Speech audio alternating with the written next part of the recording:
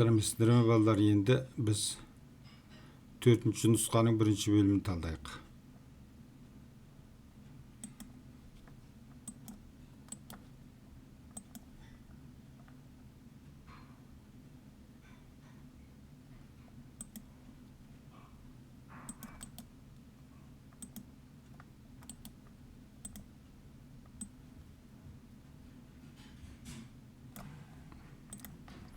Вот 4-ші нұсқаның 1-ші бөлімі дегенде битет қозғалыс траекториясы суретте А, Б, С, Д сызығымен кескінделген дененің жүріп өткен жолын тап дейді. Бізде сонда А, Б, С, Д дегеніміз ол қозғалыс траекториясы.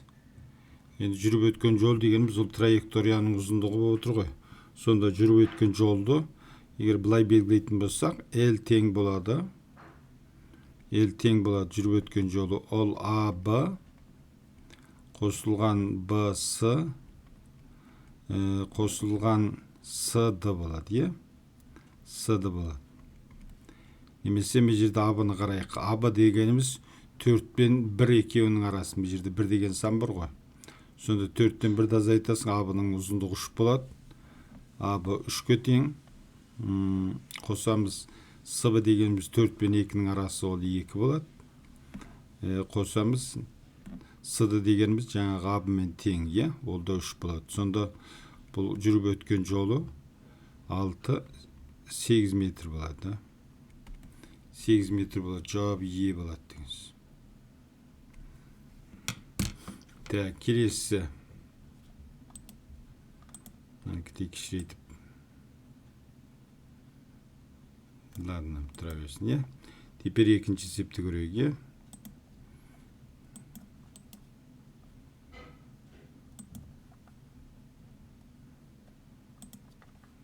Екінші есептеме жүрге белгілейші, вот қайтар екен. Вот болады екен, е? Битеді міне. Екінші есепті айтады. Жаңбыр тамшысын жерге құлататын күш дейді. Ол кез келген затты жер өзіне қарай тартады. Ол тарту күші ауырлық күш деп аталады, е? Ол А болады деңіз.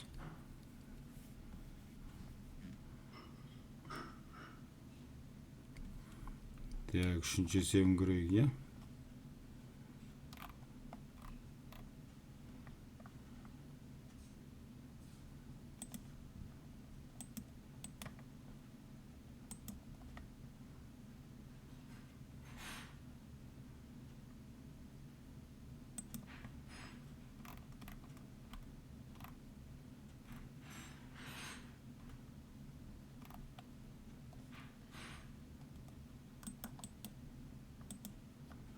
Үшінші есепте былай дейді. Потенциалдық энергиясы 25 джоулға тең.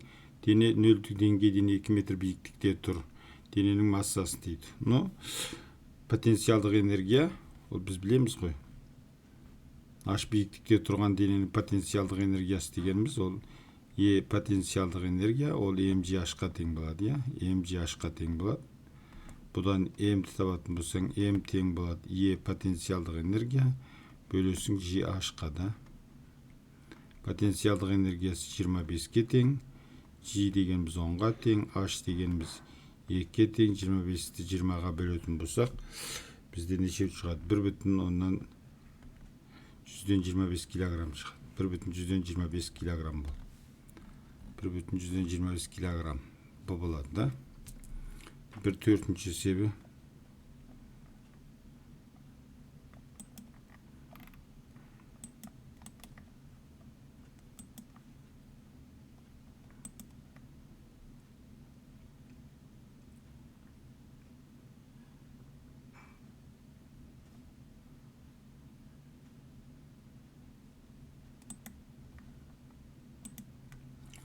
Төртінші есебі.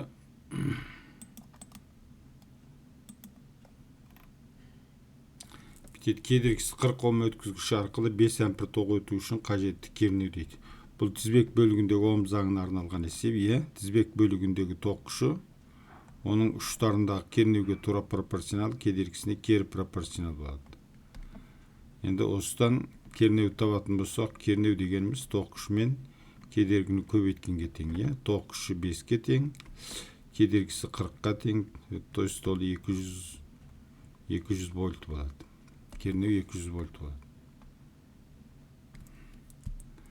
Так, енді 5-шісін көрейік та.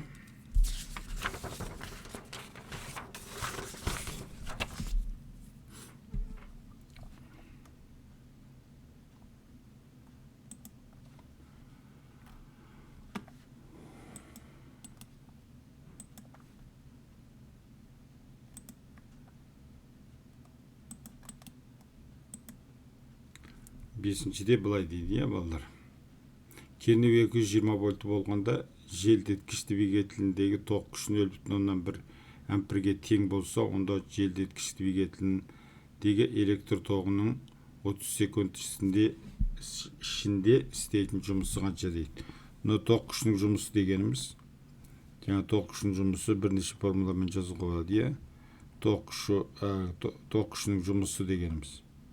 То есть А деген жұмыс ол тең болады. Тоқ күші кернеу уақыт. Немесе ол тең болады. Тоқ күшінің квадраты кедергі уақытқа көбейтесің. Немесе ол кернеудің квадраты бөлінген R көбейтілген T.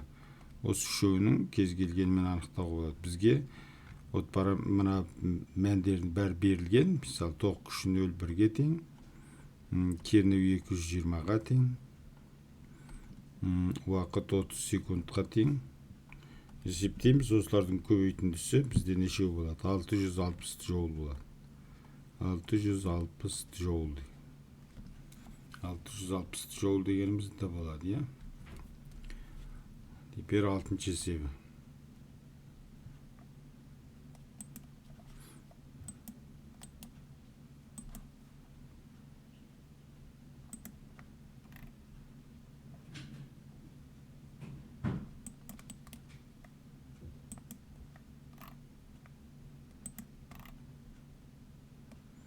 Бітет, индукциясы 0,4 теслаға тең магнит өрісіндегі 2 көбейтілген 10-4 дәрежесі километр секунд жылдамдықпен индукция сызығына перпендикуляр қозғалып келе жатқан протонға әсер ететін күш дейді.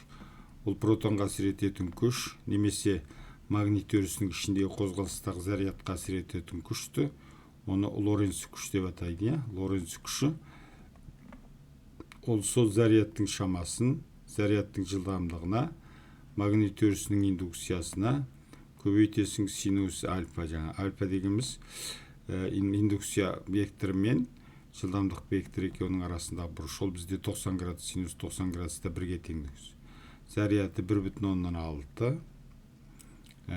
Көбейтілген 10-19 дәрежесі бұл протонның заряды да. Жылдамдығы километр секунд дейді. Метр секундқа айналдыру үшін тағы да 10-3 дәрежесіне көбейтеміз. Сонда 2 көбейтілген 10-7 дәрежесі метр секунд болады. Индукция векторы 0,4 тесла болып тұр. Синус 90 градус, жаңа альфа бізде 90 градус перпендикуляр деп тұр ғой. Синус 90 градуста бірге тең. Осылардың барлығын көбейткенде бізде шығады екен ол 1,28 көбейтілген 10-12 дәрежесі ньютон, немесе ол 1,28 пика ньютон деп. Пика ньютон.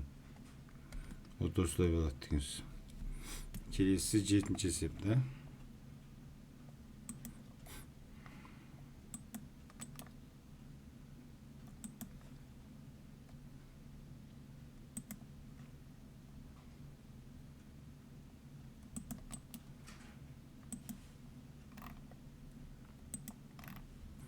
Вот 7-ші есеп етеді. Материалдық нүктенің гармониялық тербелісінің теңдеуі x тең 0,2 косинус жақшаның ішінде пи-ті қосылған пи бөлінген 2 жақшаны жап тербеліс амплитудасы дейді. Жаңаға кез келген x деген шаманың қозғалыс теңдеуі былай қарай жазылу керек. x тең xm ол амплитудасы. Егер косинус болатын болса, косинус, сосын кейін через т арқылы жазатын болсақ 2 пи бөлінген т көбейтілген т қосылған пи 0 деген. Ол пи 0 бастапқы базасы дейді. Bizде қараймыз сонда xm бізде нешеге тең болады? xm бізде тең болады 0,2 метр болады. КБЖ-да болу керек. 0,2 метр дегеніміз ол бізде 2 сантиметр болады, Ал бастапқы фазасы нешеу десе, онда біз айтамыз мына жерде пи0-дің орнында 90 градус бар пи1-ге. Бастапқы фазасы оны бізден сұраған жоқ. Значит, амплитудасы 2 сантиметр болатын. Келесі 8-ші.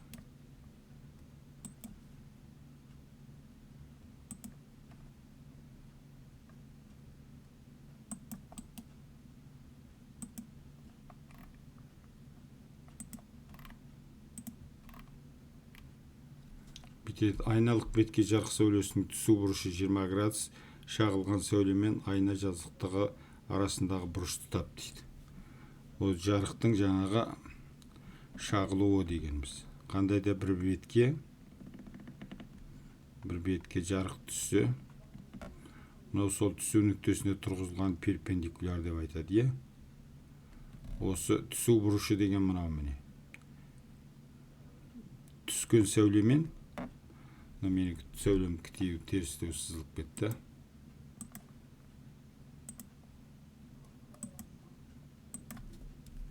Түскен сәулемен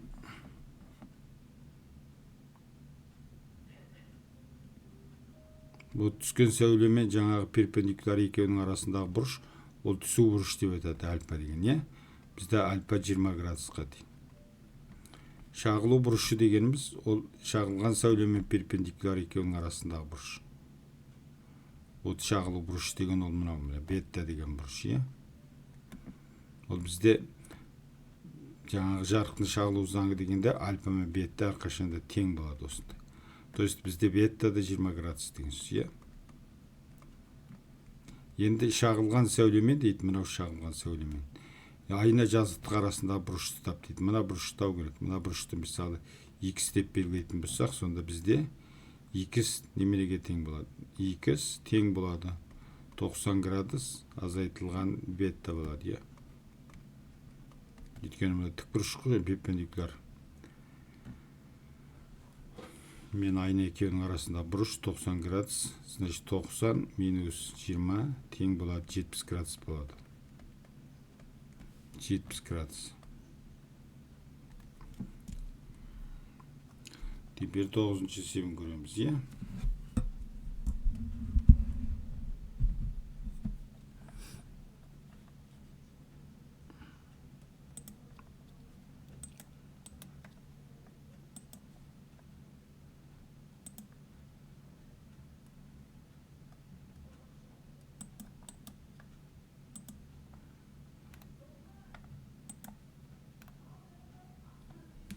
Массалық сан дегеніміз не дейді? Қандай да бір атомның ядросын былай жазуға болады. Атомның ядросы X Z A деп айтады осыны. Осындағы Z деген ол заряд сан деп айтылады. Заряд саны. Ал A дегеніміз ол масса сан деп айтады. Масса саны. Ол Z дегеніміз сонда неме дегенде ол протонның санына тең болады. Протон саны. Ал масса сан дегеніміз ол A дегеніміз ол жаңағы Z пен N-нің қосындысына тең болады. Бұнда жерде N дегеніміз ол жаңағы нейтрон саны. Нейтрон саны, Жалпысы ядрода протон мен нейтрон болады ғой. Сонда протон қосылған нейтрон. Протон мен нейтрон екеуін қосып, оны нуклондар деп атайды.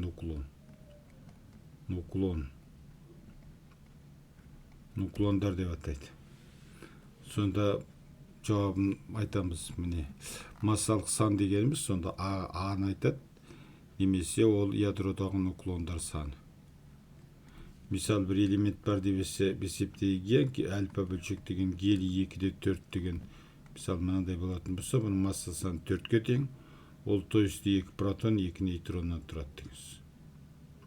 Вот соны айтат. 10 чесем көрөк.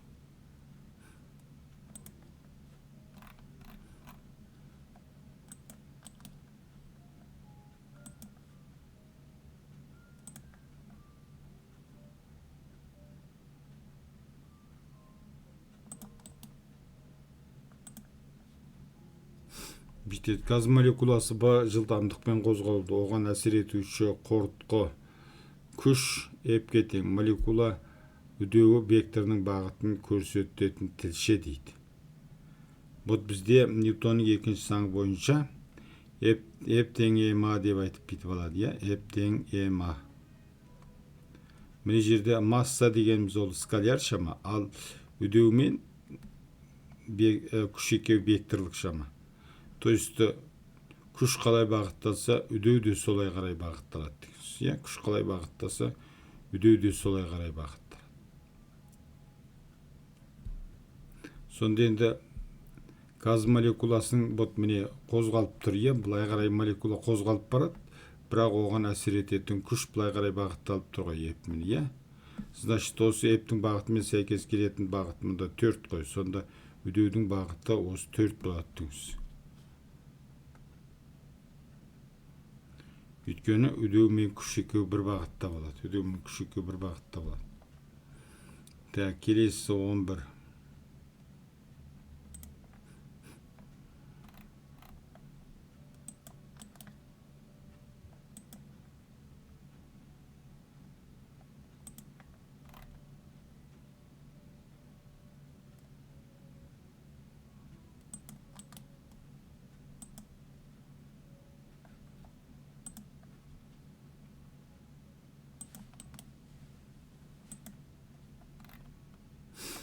Бите 400 ньютон күчтүн әсеринен сыгылган серіппенің потенциалдык энергиясы 8 жоул серіппенің катаңдыгын тап дейт. Так, бул серіппени сыгамыз, мисалы былай карай, мына мисалы серіппе деп кояк, бирдемеге бекитип койгон. Серіппени битип сыктык, былай караймын, Сонда сыгатын күчүбүз мынау болуп тур го, міне, Сонда жаңағы эп деген күч бул 400 ньютон болуп тур, міне. Ал серпимдик күч оған каршы багытталат. Деформацияга каршы багытталат. Серпимдик күчү деформацияга каршы багытталат. Ол мисалы былай карай багытталат дегиз. Серпимдик күч, эп серпимдик күч, Бирок бул эки күч тең болот жаңа.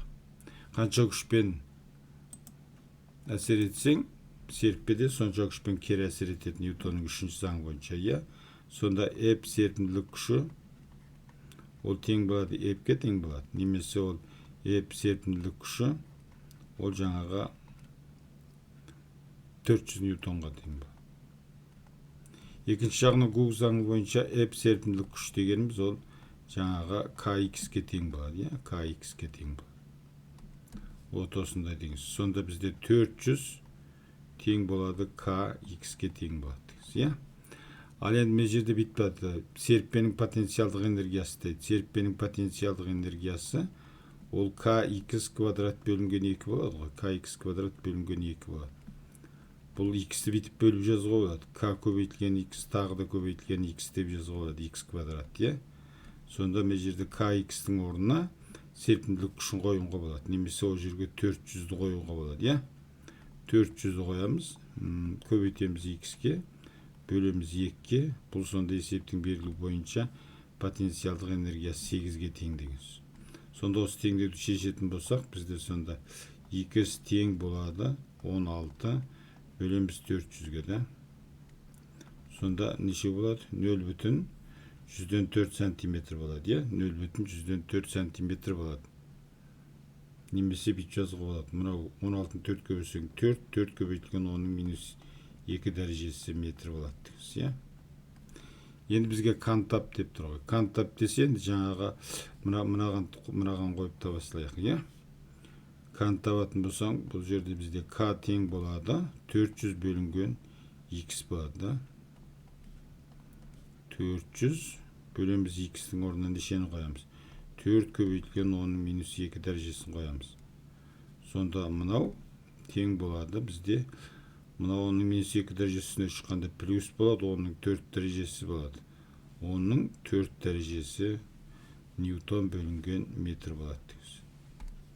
Оның 4 дәрежесі ньютон көбейтілген метр болады. Так, келесі есебіміз 12-ші есеп, да?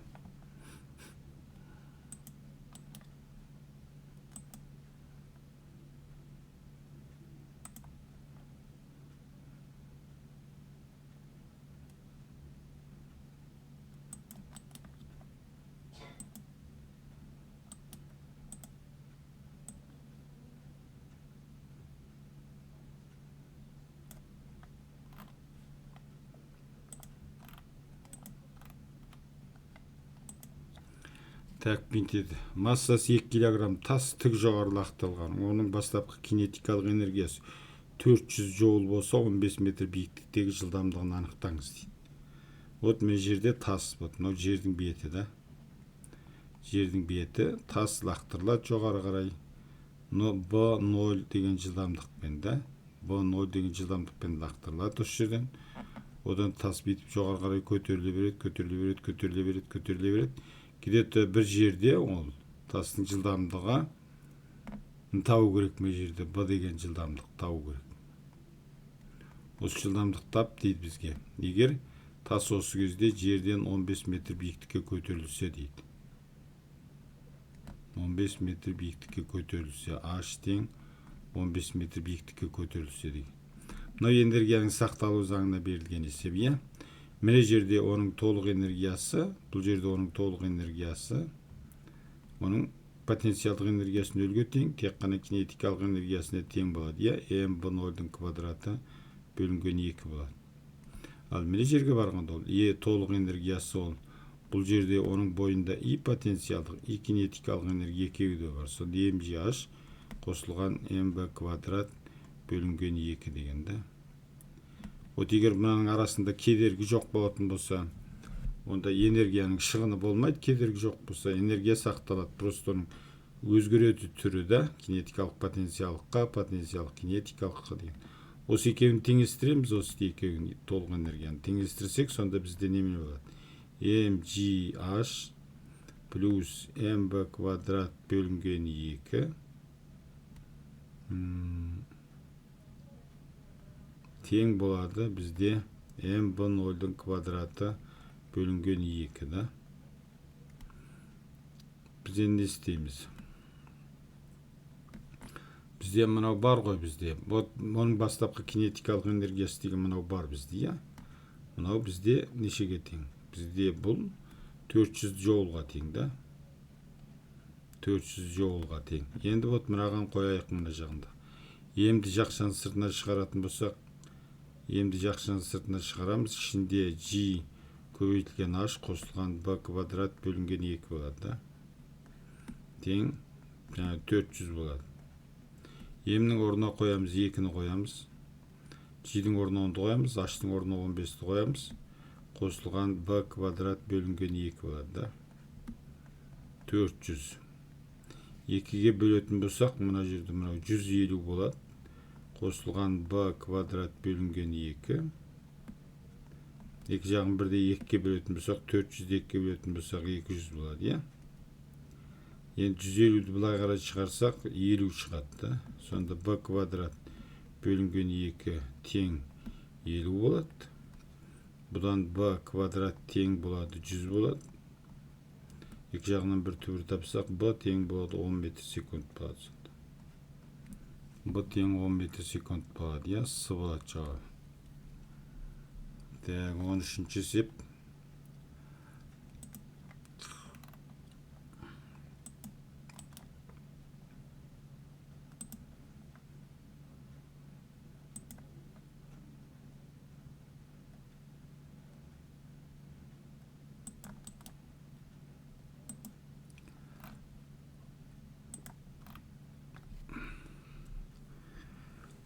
Көлемі 224 литр тыста қалыпты жағдайда газ бар дейді. Тыстағы осы молекулалардың санын табу керек, иә? Тыстағы молекулалардың санын табу керек.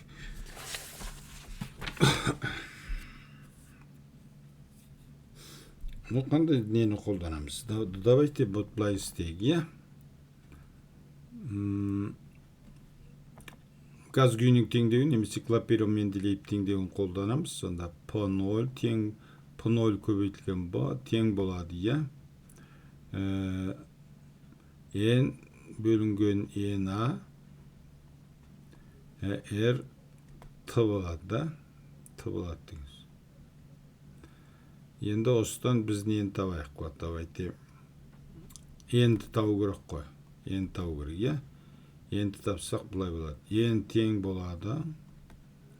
P0 көлем көбейтесің Авогадро санына бөлесің R-ға бөлесің да.